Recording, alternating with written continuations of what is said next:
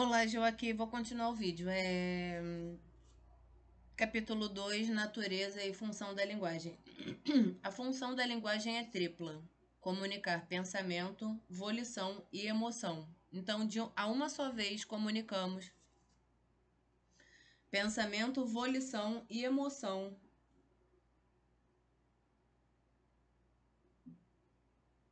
A volição, ela reconhece a porção visceral da emoção. Daí eu falo, né, que são pelo menos quatro mentes: a mente física, a mente administrativa, que é o cérebro, a mente emocional e a mente espiritual.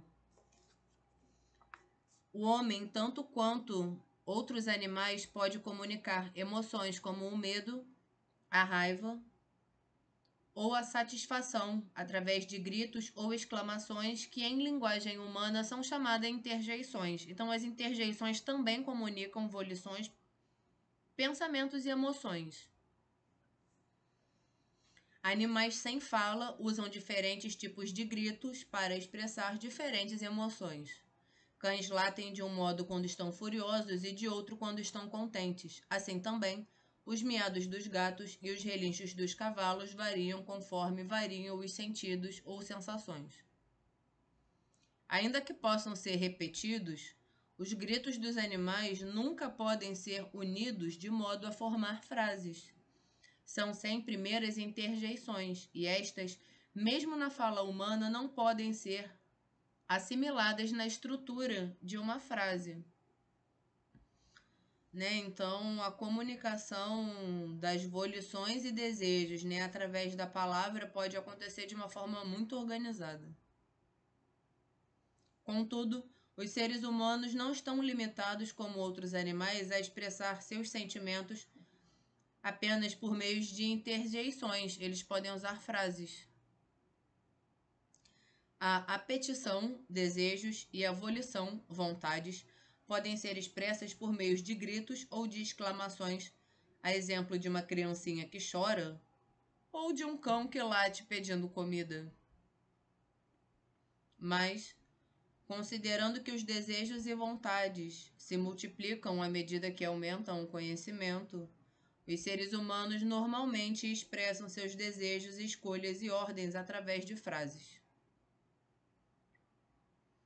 Somente os seres humanos podem proferir sons que se unem numa frase para expressar um pensamento, pois, entre os animais, apenas os humanos têm capacidade de raciocinar. Consequentemente, somente eles têm uma linguagem no sentido próprio da palavra. Isso é devido à sua natureza, pois são racionais e por isso têm algo a dizer. São sociais e por isso têm alguém a quem dizê-lo. São animais e, portanto, requerem um modo físico para comunicar ideias de uma mente, isolada de todas as outras, já que contida num corpo, a outra mente igualmente isolada.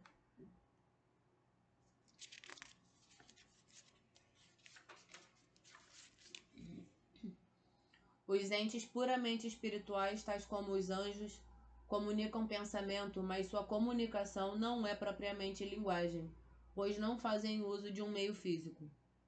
Modos de comunicação.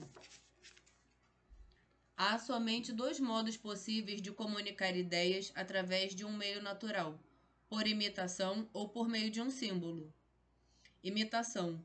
Uma imitação é uma similitude artificial. Por exemplo, uma pintura, uma fotografia, um desenho, uma estátua, um gesto ameaçador de um punho fechado ou de rejeição expresso pelo ato de empurrar com as mãos, sem esquecer a escrita pictórica, por exemplo, desenhos de pessoas, animais ou objetos.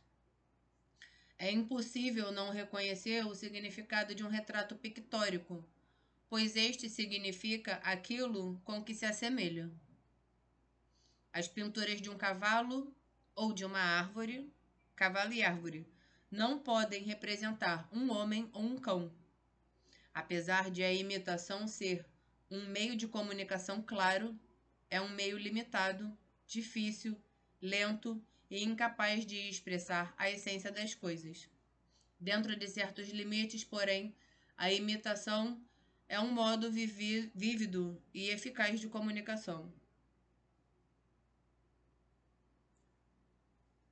Símbolo. Um símbolo é um signo sensível. Um símbolo é um signo sensível arbitrário, cujo significado é imposto a ele por convenção. Um signo é sensível porque pode ser percebido pelos sentidos. Todo signo tem um significado, quer por natureza, quer por convenção. Uma nuvem que é signo de chuva e a fumaça que é signo de fogo têm significado ou sentido a partir da natureza. Uma luz verde que é um signo ou sinal de que o trânsito deve mover-se tem significado por convenção. Símbolos, significado por natureza ou por convenção. Por convenção ou acordo arbitrário, os símbolos são imaginados como temporários ou permanentes. Símbolos temporários. Sinais adotados por um time de vôlei, senha para atravessar, postos de guarda militares, cores de um time de futebol na escola. Símbolos permanentes. Sinal de trânsito, bandeira, saudações militares, fórmulas químicas, números, um aceno de cabeça afirmativo. Todas as palavras são símbolos, exceto muito poucas imitativas ou onomatopeias. Zum, zum, tic-tac, choá, ping-pong, miau.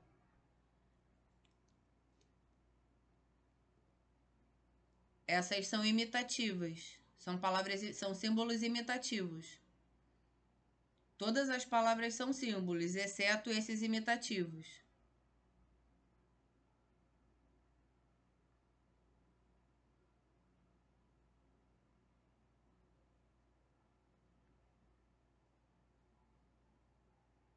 Estamos inclinados a menosprezar nossa preciosa herança de símbolos e a subestimar a sua conveniência. Alguns símbolos são menos convenientes que outros para o mesmo propósito. Por exemplo, os numerais romanos são menos convenientes para a computação, o cálculo, que os numerais arábicos. Imagina a gente fazendo expressão de matemática com número romano. Enfim, né?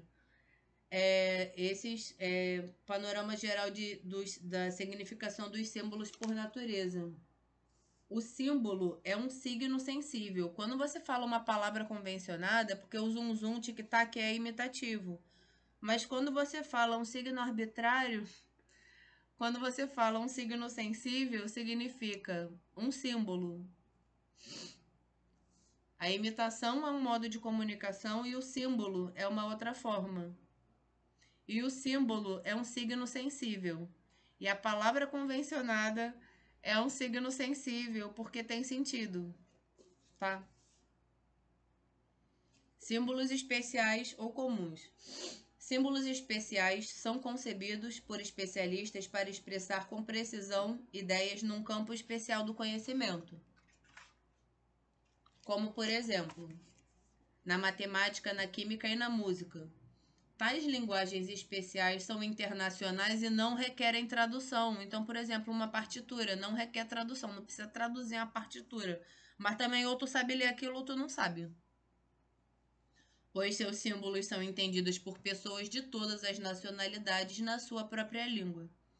A tabuada é um conjunto de símbolos entendido em francês por um francês, em alemão por um alemão e assim por diante. O mesmo é verdadeiro para fórmulas e equações químicas e para a notação musical. Símbolos comuns ou palavras, como as palavras francesas, alemãs, chinesas ou gregas, constituem as línguas comuns. Uma língua comum é aquela inventada por pessoas comuns com a intenção de atender às necessidades de comunicação no curso da vida. Consequentemente, a língua é um modo de comunicação mais adequado do que as línguas especiais, ainda que seja menos precisa e mais ambígua. Então, por exemplo, uma partitura ou uma fórmula química é uma forma muito precisa e nada ambígua de comunicação, mas é menos abrangente.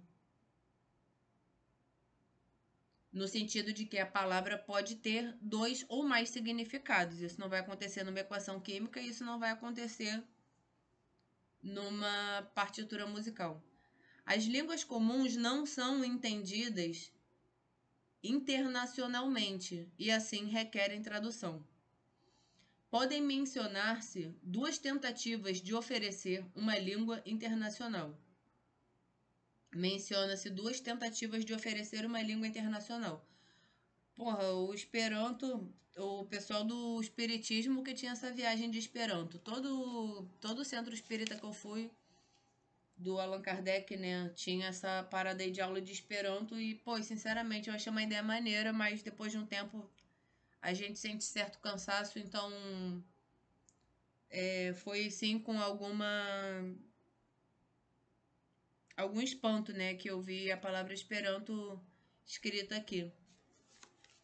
Isso aqui é editado de...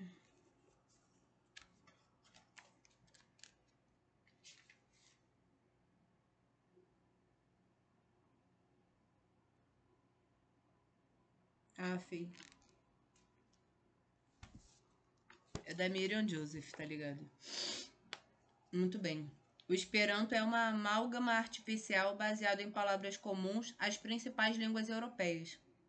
O Basic English é uma seleção cuidadosa de 850 palavras inglesas, as quais, através da paráfrase, deveriam substituir um vocabulário mais amplo. Tipo Novilíngua, né, do 1984. A gente fica sem palavra para pensar. Uma língua pode ser nativa ou estrangeira, de acordo com o lugar, e viva ou morta, de acordo com o uso. Toda língua morta, a exemplo do latim, já foi uma vez língua viva comum. Ela pode ser aproveitável em seus usos especiais, tais como na liturgia, nos textos da doutrina ou em nomenclatura científica pelo fato mesmo de que é uma língua morta e, portanto, não está sujeita a mudanças ou a uma variedade de interpretações tal como uma língua viva. Uma língua morta tem mais possibilidades de ser entendida exatamente da mesma maneira em todos os tempos e lugares. De acordo com o modo de expressão, uma língua comum pode ser um sistema de símbolos falados ou de outros signos. A língua falada é o sistema de símbolos original e fundamental. A língua falada é o sistema de símbolos original e fundamental. Primeiro a língua falada e como a gente se expressa e se comunica através dela. Depois a linguagem escrita. Depois essa sistematização e essa busca por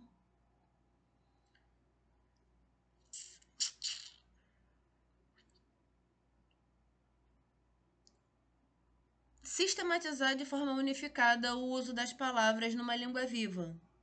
Então, a linguagem falada precede todas as coisas porque a nossa comunicação humana acontece através da fala, primordialmente, né? A escrita é uma forma especial de usar a linguagem, buscada por aqueles que querem se comunicar internacionalmente e é usado basicamente pelas ciências.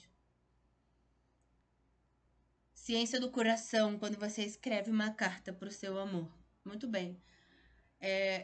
A língua falada é o sistema de símbolos original e fundamental, do qual os outros símbolos e sinais são meros substitutos. A língua escrita é o substituto mais importante e o único entendido de forma generalizada. Entre os outros substitutos estão o braille, então onomatopeias não são universalmente compreendidas, né? Entre os outros substitutos estão o braille, a linguagem de sinais, o código Morse e etc. Natureza da linguagem. Até aqui foi a função da linguagem, que é a natureza. É da natureza da linguagem comunicar através de símbolos. A linguagem é um sistema de símbolos para a expressão de nossos pensamentos, volições e emoções. Uma palavra, como qualquer outra realidade física, é constituída de matéria e forma. Uma palavra é um símbolo. Sua matéria é o signo sensível? Sua forma, o significado a ela imposta por convenção. É muito comum uma criança, por exemplo, inventar uma palavra. Ela vai relacionar uma palavra a um determinado signo sensível e as pessoas que convivem com aquela criança vão naturalmente adotar esse símbolo da matéria, porque vai tornar a comunicação com a criança eficaz. Isso é muito natural. Matéria e forma são conceitos metafísicos sobre as coisas tal como existem, necessários à compreensão filosófica de qualquer todo material. Então, se num primeiro momento você precisa conversar sobre alguma coisa que você precisa conversar se utilizando de palavras sobre alguma coisa que antes só se usavam onomatopeias, isso será compreendido, tudo bem? Ninguém vai te apavorar com isso. A matéria é definida como o primeiro princípio intrínseco e puramente potencial de uma essência corpórea. Como tal, sem forma não pode existir na realidade, pois não é um corpo, mas um princípio intrinsecamente constitutivo de um corpo, né? A forma é o primeiro princípio intrínseco atual de uma essência corpórea.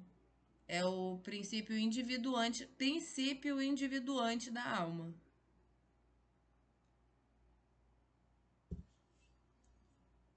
Cachorro tem alma, homem tem alma, anjo tem alma, certo? E planta também tem alma. Nos animais, o corpo é a matéria e a alma é a forma. Na água, a matéria consiste em hidrogênio e oxigênio.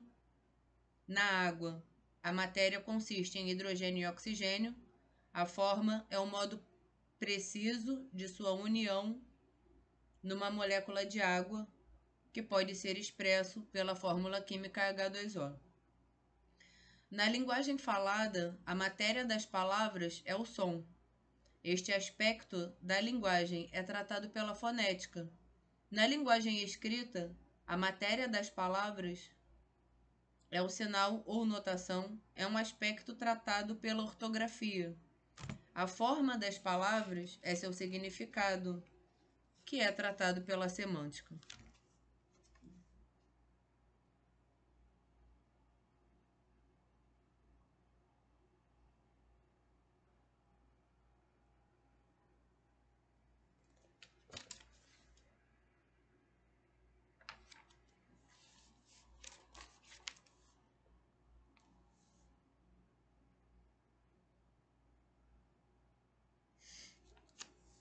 Matéria da linguagem. Voz é o som emitido por um animal. A voz de um animal irracional tem significado natural a partir do tom da expressão. Eu digo, eu digo, a voz é decupada em conteúdo, timbre e intenção. Conteúdo, timbre e intenção. Somente a voz humana é simbólica, tendo um significado a ela imposto por convenção. Os seres humanos têm voz articulada, por meio da qual adicionam à sua voz simples as modificações que são produzidas pelos órgãos da fala, língua, palato, dentes, lábios. A capacidade da voz articulada para produzir tais modificações em variedade quase ilimitada torna possíveis os muitos símbolos necessários à comunicação da vasta extensão do pensamento humano. O alfabeto da International Phonetic Association é um sistema de símbolos escrito que visam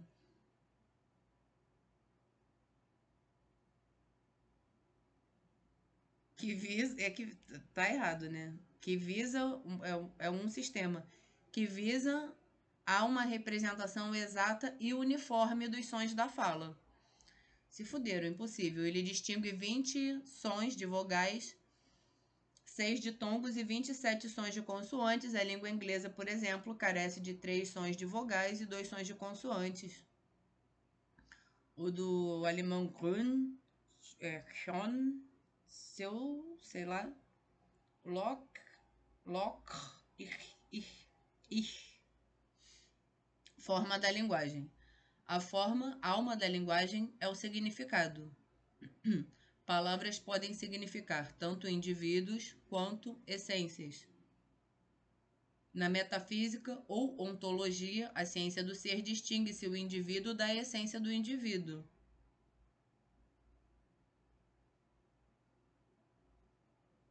Indivíduo é qualquer ser físico que exista. Apenas os indivíduos existem, no sentido de que todo ser material que exista ou tenha existido é um indivíduo, é ele mesmo e não outro, e é, portanto, único em sua individualidade. Qualquer homem, mulher, árvore, pedra ou grão de areia é um indivíduo. Bucéfalo, o cavalo que pertenceu a Alexandre o Grande, era um cavalo individual.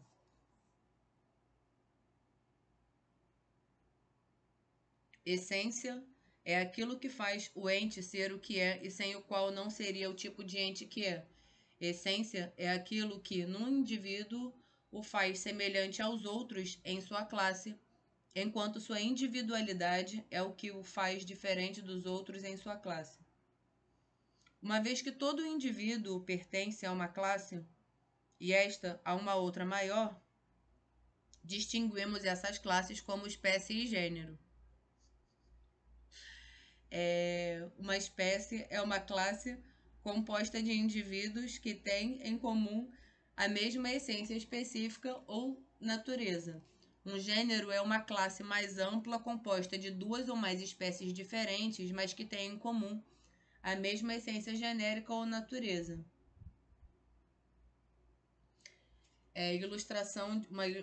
Uma ilustração de espécie e classe. Cavalo é a espécie ou classe a que bucéfalo e qualquer outro cavalo pertencem, porque a essência ou natureza do cavalo é comum a todos os cavalos.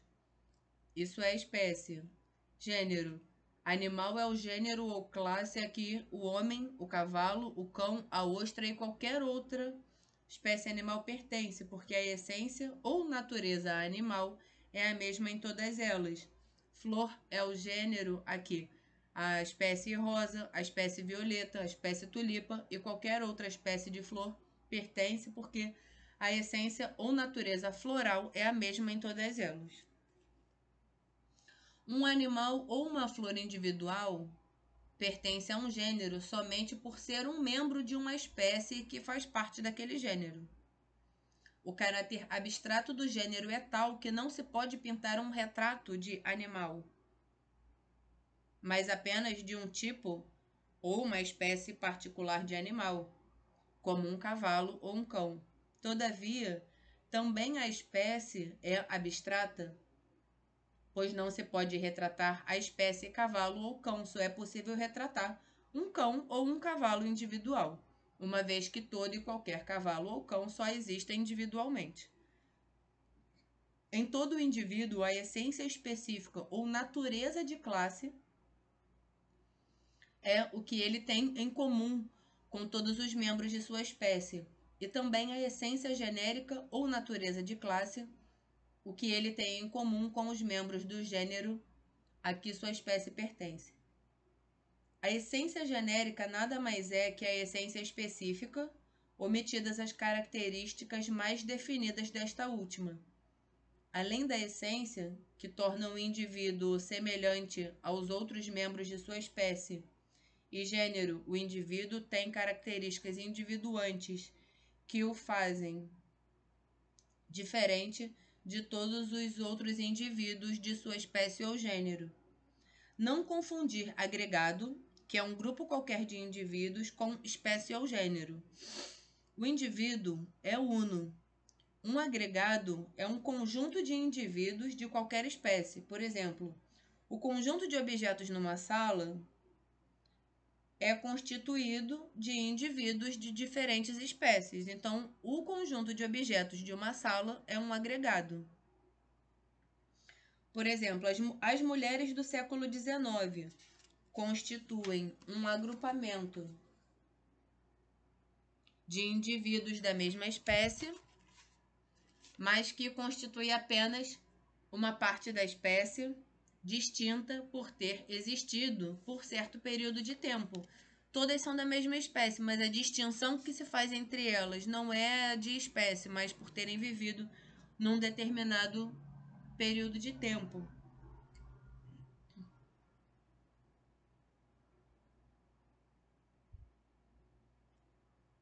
Um indivíduo é uno, um agregado é simplesmente um grupo que consiste em dois ou mais indivíduos. A linguagem e seus símbolos. A linguagem emprega 4 importantes tipos de símbolos para representar a realidade: 2 para simbolizar o indivíduo e 2 para representar a essência, que é comum a todos os membros de uma classe. A linguagem pode simbolizar um indivíduo, ou um agregado, seja por um nome próprio ou por uma descrição empírica particular.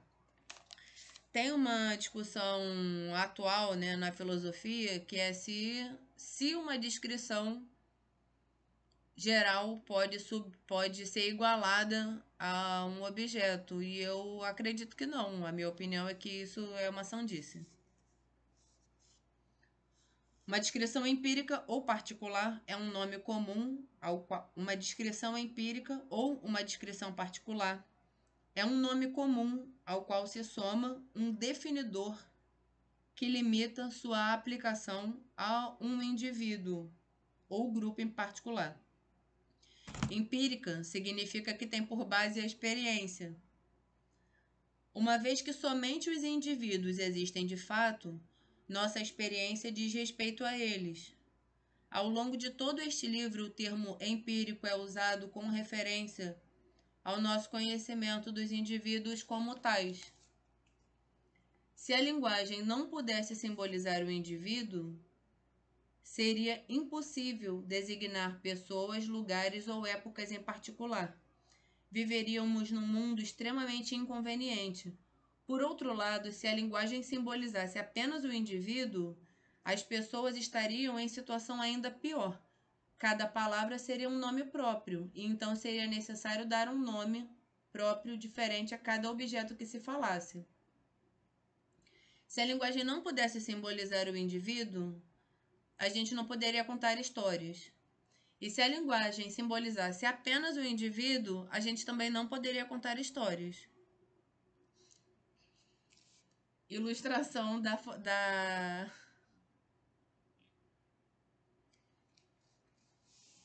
informação empírica. Um nome próprio, como Machado de Assis, Rio Tietê, Curitiba, Proclamação da República e etc., pode simbolizar um indivíduo ou um agregado. Curitiba representa um agregado. Uma descrição empírica ou particular pode simbolizar um indivíduo ou um agregado. Por exemplo, o atual gerente da loja, este computador, a mulher que estava histérica, a mobília desta casa.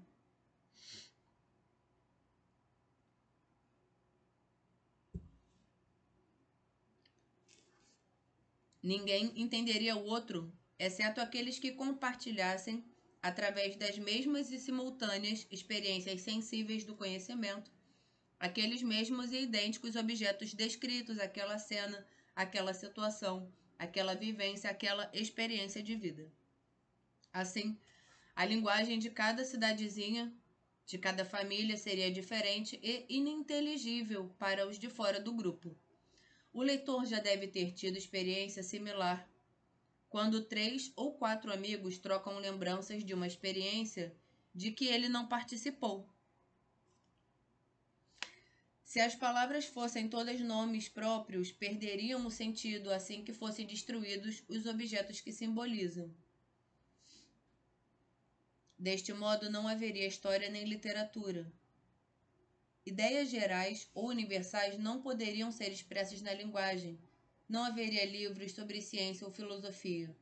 A linguagem pode simbolizar a essência por dois tipos de símbolos, ambos aplicáveis a todos os membros de uma classe. Um nome comum, como criança, cadeira, árvore, quadrado, hora, pode simbolizar a essência. A maioria das palavras listadas no dicionário é de nomes comuns. Então, é óbvio que o grosso da linguagem seja composto de nomes comuns. Eles simbolizam tanto espécies quanto gêneros. Por exemplo, salto nomeia uma espécie de movimento, enquanto movimento é o gênero que abarca. Salto nomeia uma espécie de movimento. Movimento é o gênero que abarca. Salto, voo, rastejar e o andar.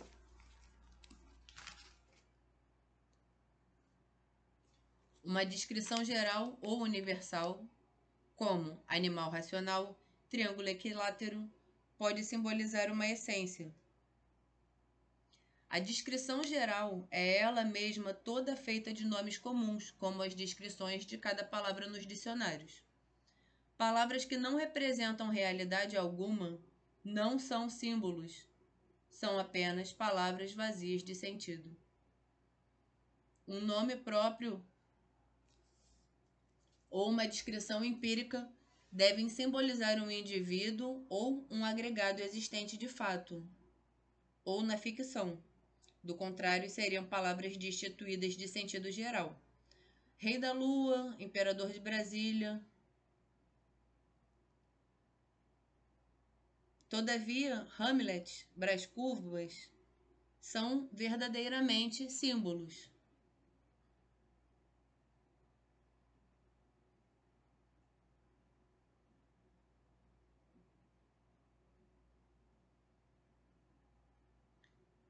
Um nome próprio ou uma descrição empírica deve simbolizar um indivíduo. Do caso contrário, não teria sentido real, como Rei da Lua ou Imperador de Brasília.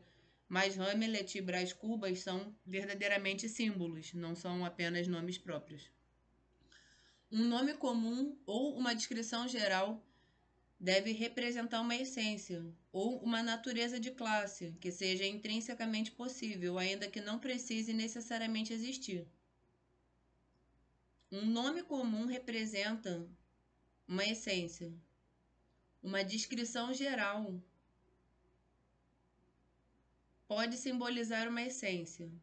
Um nome comum ou uma descrição geral deve representar uma essência.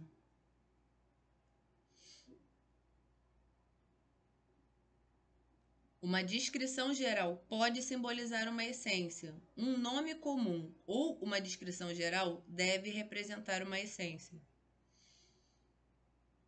De outro modo, seria absolutamente destituído de sentido, tal como um círculo quadrado ou um quadrado triangular. Não obstante, os símbolos apresentados a seguir são verdadeiramente símbolos, pois expressam algo concebível. Uma sereia, vaca roxa, um habitante de outro planeta, um polígono regular, polígono de 1000 lados, um elefante cor-de-rosa. Assim também são os símbolos que demos como exemplos de essência, de natureza, de classe, de uma espécie ou de um gênero. Então, descrever a natureza é uma coisa que a gente deve se habituar. Criando símbolos da realidade. Palavras são símbolos de ideias sobre a realidade e como é que alguém deriva ideias a partir da realidade. E como as classifica? Gerar uma ideia universal ou conceito envolve vários passos num processo que é tratado mais detalhadamente pela psicologia. Geração de um conceito. Primeiramente, os sentidos externos, visão, audição, tato, olfato, paladar, operam sobre um objeto presente diante de nós e aí produzem um percepto ou uma percepção do objeto. Perceber o objeto e inteligir o objeto não são a mesma operação. A percepção, ela vai abarcar todos os sentidos humanos. A intelecção, inteligir um objeto, é a apreensão da função intelectiva da função do objeto via intelectiva.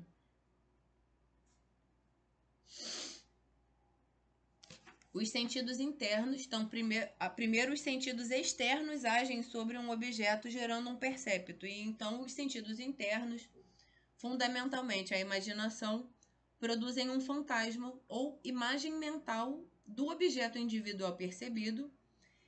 Isso é chamado de fantasma, e é esse fantasma que é retido na memória e que pode ser reproduzido à vontade, na ausência do objeto.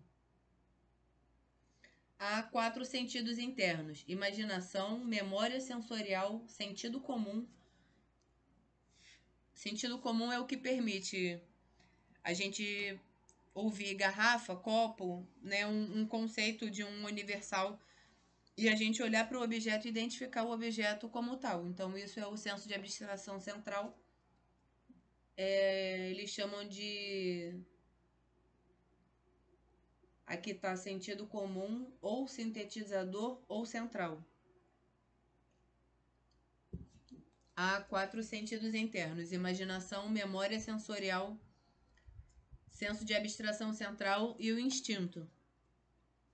Através da abstração, o intelecto produz o conceito.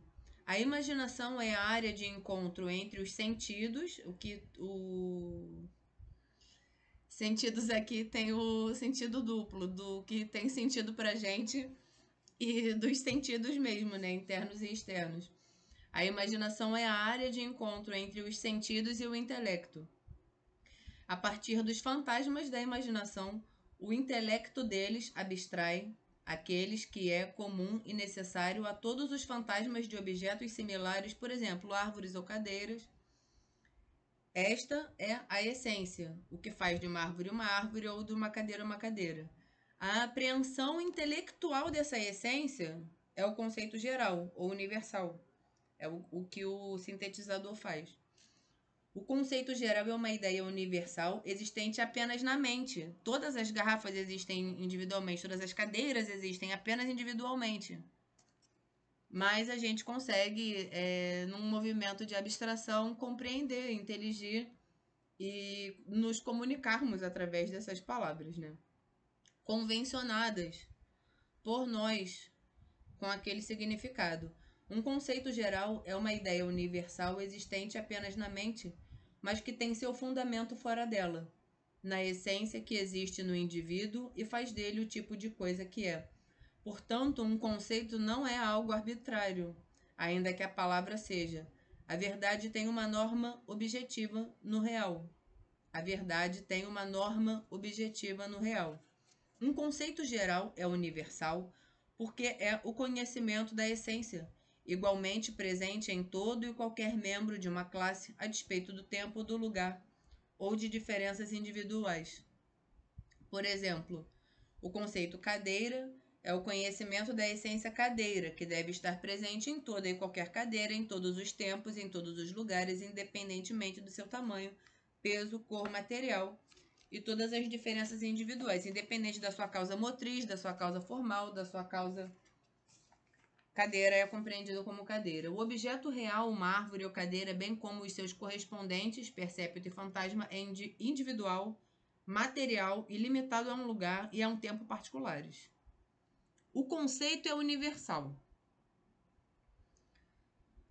Né? Então, se a cadeira é a cadeira do bucéfalo, do Alexandre o Grande, se a causa motriz foi um grande artista, ou se o marceneiro era o marceneiro local, né? A causa motriz, a causa material. Tudo isso é individual, feito em cada cadeira. Evidentemente que numa fábrica de cadeiras, todas terão o mesmo aspecto, mas ainda assim só existirão individualmente. Cada um terá o seu destino adequado, se serão rabiscadas flores, cola de prova ou caralhinhos voadores, o tempo dirá, e existirão individualmente a partir do momento que forem criadas. O conceito é universal, imaterial e não limitado a um lugar ou a um tempo particulares. Apenas os seres humanos têm o poder de abstração intelectual razão porque somente o homem pode formar um conceito geral ou universal. Os animais irracionais têm os sentidos externos e internos que por vezes são mais aguçados que os do homem. Mas, por lhes faltarem as capacidades racionais, intelecto, memória intelectual e livre-arbítrio, são incapazes de progredir ou de estabelecer cultura. A despeito de seu notável instinto, suas ações, por mais intrincadas que sejam, permanecem as mesmas ao longo dos séculos. As represas dos castores, os ninhos dos passarinhos, os formigueiros, as colmeias sempre iguais.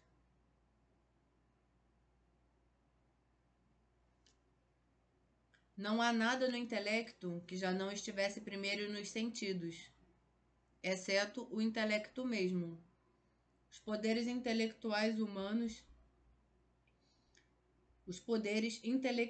humanos necessitam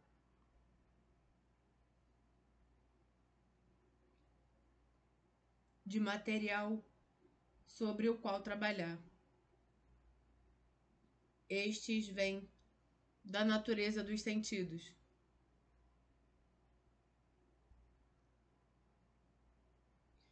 A natureza provê os materiais e o intelecto humano concebe e constrói as obras da civilização que fazem uso da natureza e lhe aumentam o valor em forma de serviços à raça humana.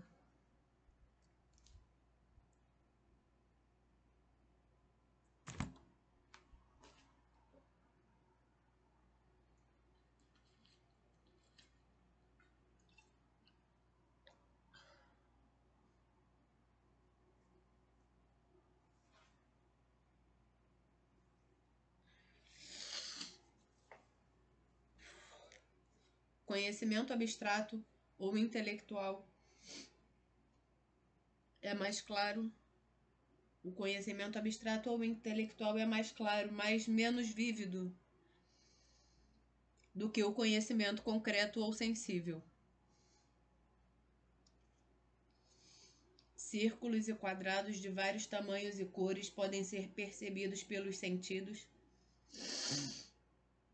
podendo assim ser percebidos tanto por um cavalo quanto pelo homem. Todavia, somente o homem pode derivar desses vários círculos e quadrados a definição de círculo e quadrado. Uma pessoa pode, por abstração, conhecer a propriedade dessas figuras, tais como a relação entre a circunferência de um círculo e seu raio, expressando-se através da fórmula C igual a 2πr, que é o comprimento da circunferência. Tal conhecimento abstrato é mais claro, é bem claro, C igual a 2πr, embora menos vívido que a apreensão sensível das figuras coloridas, as quais são igualmente perceptíveis pelo cavalo. Thomas More, em sua defesa do uso de estátuas e pinturas como meio de instrução, realça o contraste daquelas com as palavras. Ele chama a atenção para o fato de que as palavras são símbolos de fantasmas e conceitos, como já explicado anteriormente. Vem um trecho aqui e eu encerro a refutação das respostas de Tyndale.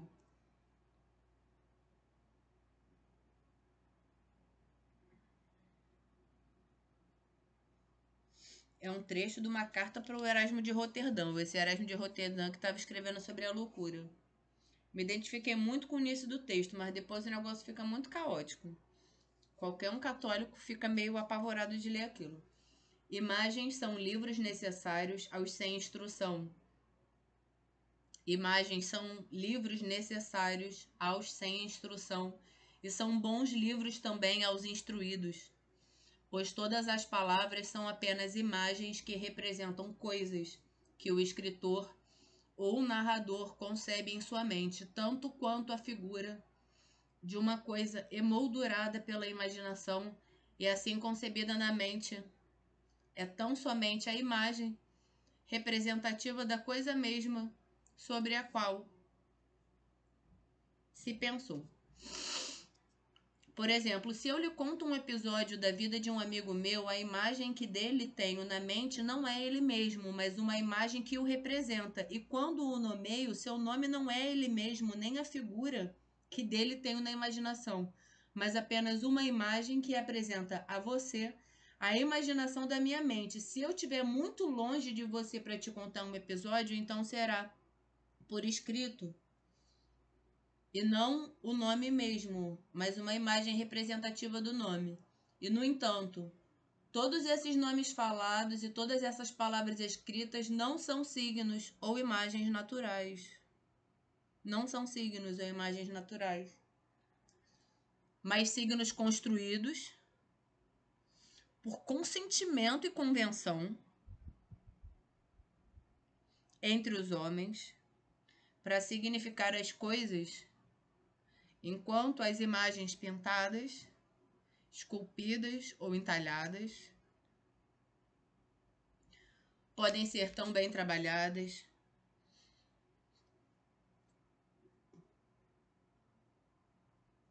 tão fiéis à verdade e ao objeto vivo, que naturalmente